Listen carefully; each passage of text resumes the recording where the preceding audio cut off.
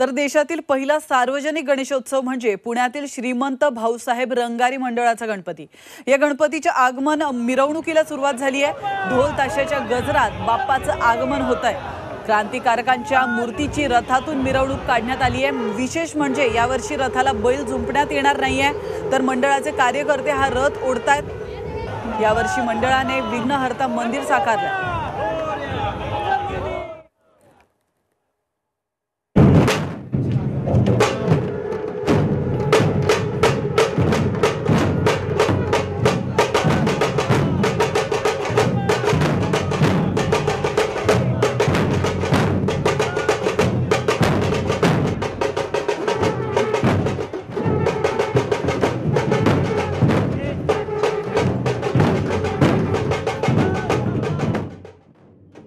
शिखंडी या पथकाचं परवाच आम्ही यांच्याशी देखील बोललो होतो।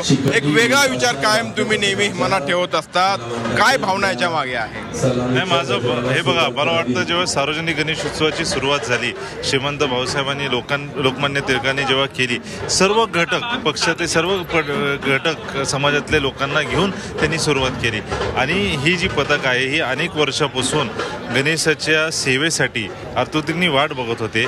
आणि मला वाटतं की या श्रीमंत भाऊसाहेब रंगारी ट्रस्टच्या माध्यमातून आज यांची गणेशाची सेवा पूर्ण होईल। आणखी एक यावर्षीचं वैशिष्ट्य म्हणजे तुमचे कार्यकर्ते यावेळी रथ ओढणार आहेत, बैलांचा वापर रथाला होणार नाहीये, त्याविषयी 133 वर्षाची जी परंपरा आहे बैलजोडची, कुठेतरी मला वाटतं की कार्यकर्त्यांना मंडळाला वाटलं की प्राणींवर त्रास किंवा हे नाही करायला आहे मुख्य प्राणींवर, आणि आपण स्वतःच एक परिवर्तन समाजात आणायला पाहिजे।